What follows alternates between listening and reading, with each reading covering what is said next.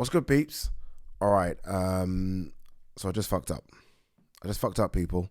So I just recorded another episode, and I forgot to turn the mic on. This mic. So the sound quality in the video you're about to watch isn't great. I can't lie to you. It's not great. It's the mic from the camera. I don't know how I forgot to. Well, I do know how. But we're not going to go there. So yeah, I just want to make this short intro to apologize. And the funny thing is, you're going to hear the difference. Like a lot of you have said, you're not quite sure about this mic. Wait till you hear the difference in the next 20 seconds. Peace. Sorry. Morning, peeps. Good morning, everyone. How's everyone doing? Hopefully you're all doing very, very well. Don't forget, if you're new to the channel, please hit that subscribe button. Don't forget as well to like and share the vids. Apologies, we've not filmed in a few days. I'm sure most of you know what's been going on in the world of football, so I've just been crazy busy covering that.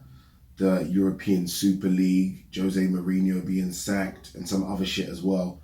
So apologies for that. Let's just do a catch-up video today. I'm just going to go through, there's no specific story. I don't know what we're going to find here. We're just going to go through all the shit that is out there and just talk about it for 20 minutes or so. Hopefully there are some good stuff. I do feel like it's been a quiet week for boxing. There's not much with regards to this AJ Fury thing happening. I don't know. There's still some fallout from the Jake Paul-Ben Askren fight, right? A lot of people think that Ben Askren took a dive. I mean, he definitely got cracked, but he could have continued. We'll talk about that as well. Before we do that though, the most important thing, let's have a gulp of coffee. That's important. That's super important.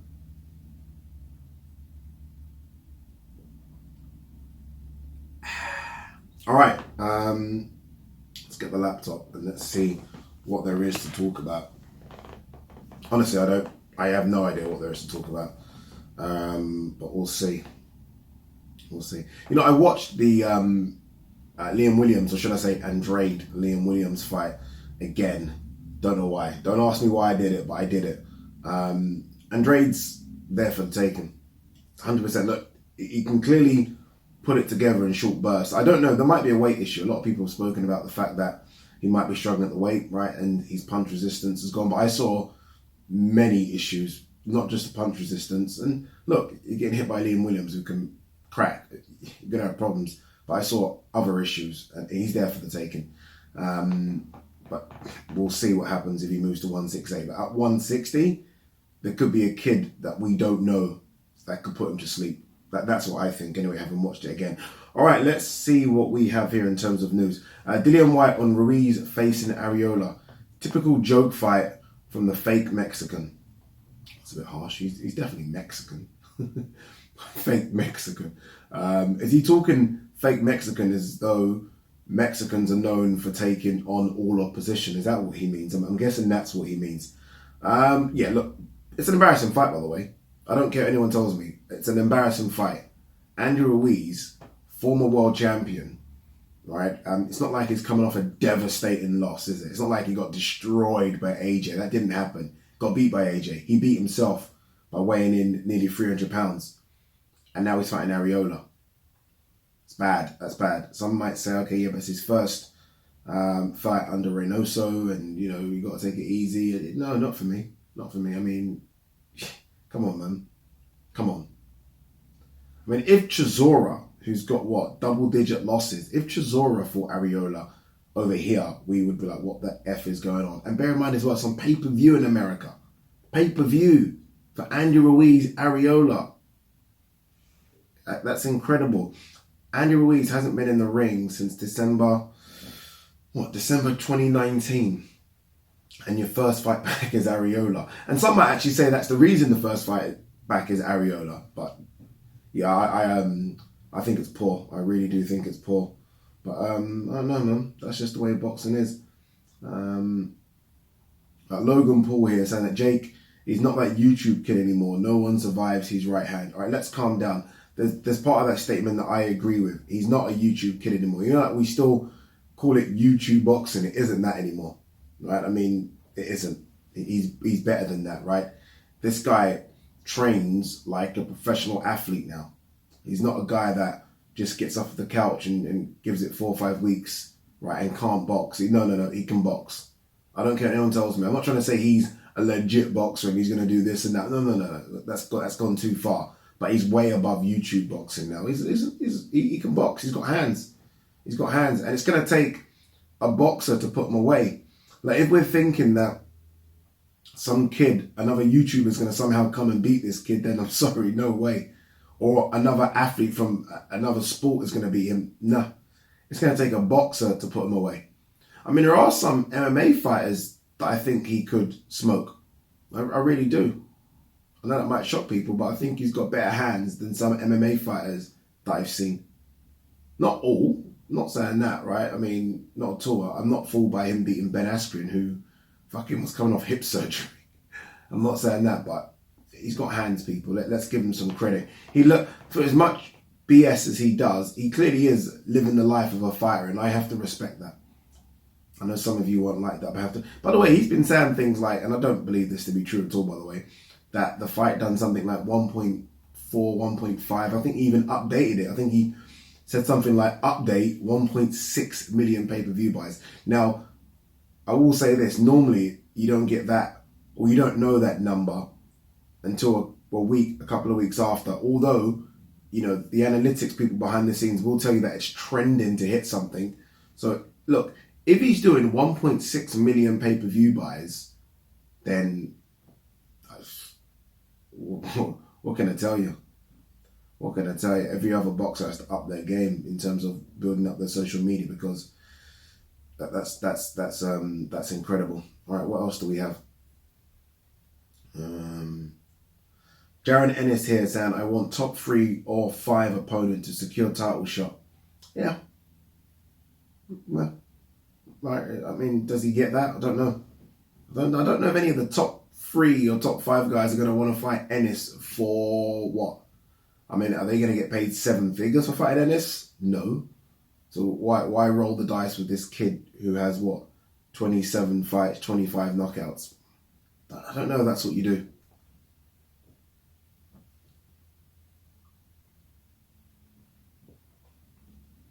Yeah, I don't know if that's what you do.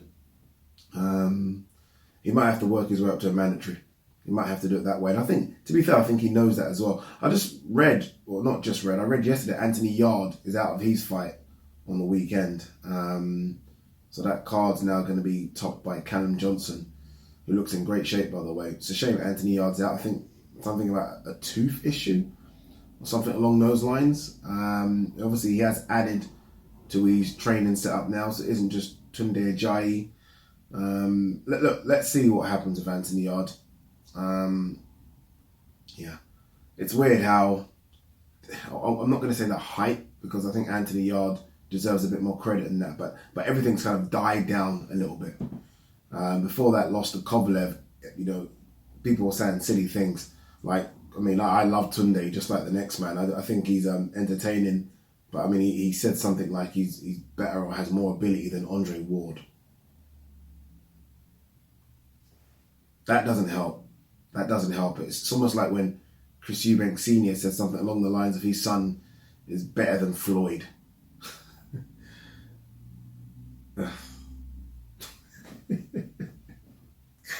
They make me laugh, these people.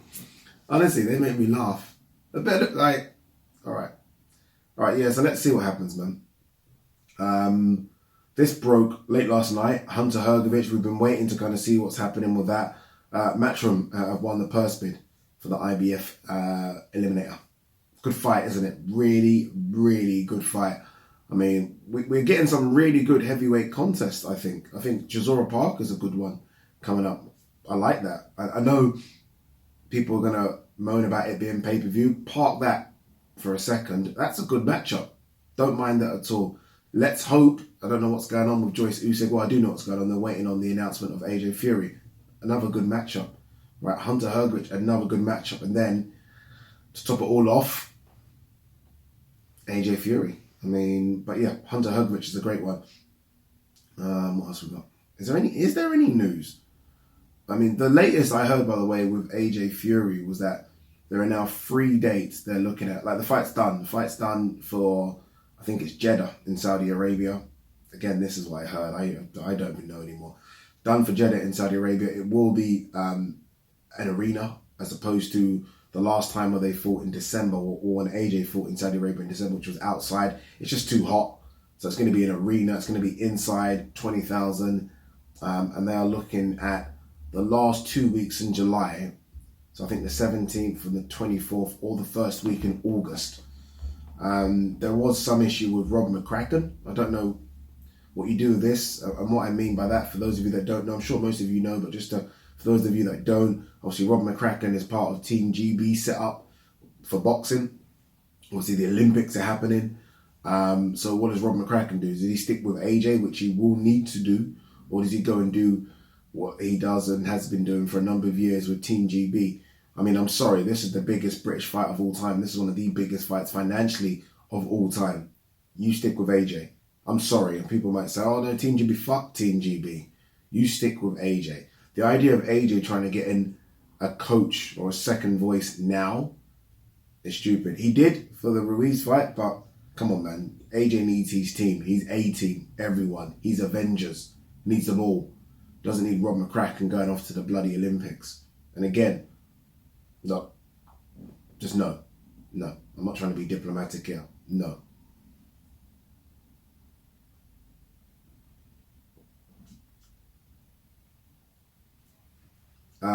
Devin Haney saying, me and my team know Ryan Garcia was all cap. Didn't really want to fight me, Tank, or Pacquiao. That's nonsense, man. And Haney knows that's nonsense. Ryan Garcia would 100% fight Devin Haney. He would. He would 100% fight Manny Pacquiao. I don't know why fighters do this. Like, Devin Haney is like, come on, Devin Haney understands. Ryan Garcia will fight him. Like, come on, man. Why would Ryan Garcia not fight Devin Haney? Answers on a postcard, please. Ryan Garcia would fight Devin Haney. Sometimes it comes down to your team, your management, the people behind you. That all comes down to it. But look, they're in a situation now where Devin Haney's fighting Jorge Linares, and Ryan Garcia is fighting Javier Fortuna, right? I mean, winners fight each other. Easy to make. We'll see. We'll see.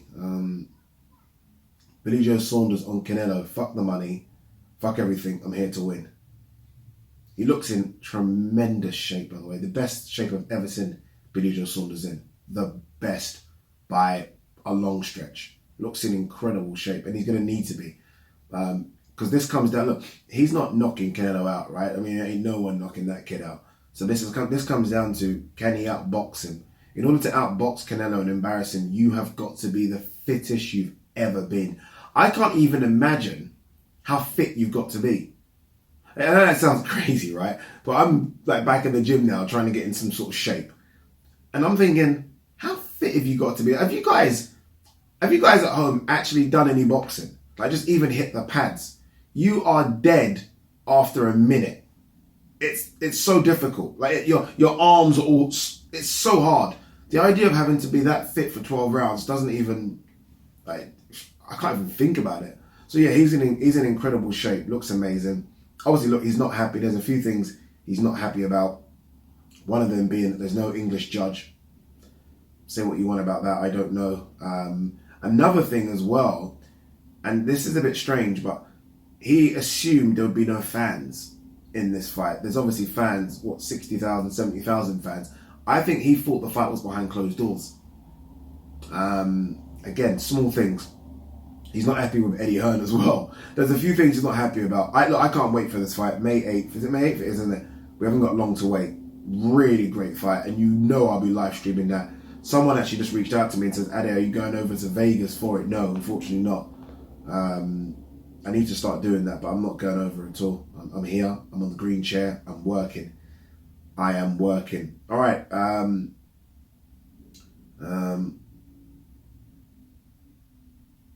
Askren. You know, Askren, I feel like he's cheated the fans here a bit. I don't know why. Well, I don't know. I guess we cheated ourselves from watching that crap. But he says here, Jake Paul fight had little significance in my life. Why was the public so interested? It's almost like he's come in to that fight. He's been paid a lot of money. He's been paid a lot of money for that fight, more than he's ever been paid in his UFC, Bellator, and all these other careers, right? He's not even trained for it. He's like, you can see that he's not even trained for that fight. He was in horrible shape. I feel like he's just, I don't know. I felt the whole event's just disrespected boxing, so there's no point me talking about just that fight. All right, is there anything else before we pack up? Joshua here, I don't know if this is a Joshua statement, but it says Joshua would love to have Mayweather Klitschko in camp for Fury fight. I think, look, I mean, if you can pick the brains of those two guys, like forget having them as trainers, but just there. I mean, how is that a bad thing? I think some people said like, not. How is that a bad thing to have Vladimir Klitschko and Floyd in your camp? Just feeding you with information, just, taking little bits of advice from them. I mean, come on. I mean, look, yeah. And we know there's a relationship there between AJ and Mayweather, and definitely between AJ and Klitschko. A lot of mutual respect there. So, look, if AJ can get those people in his camp, get it.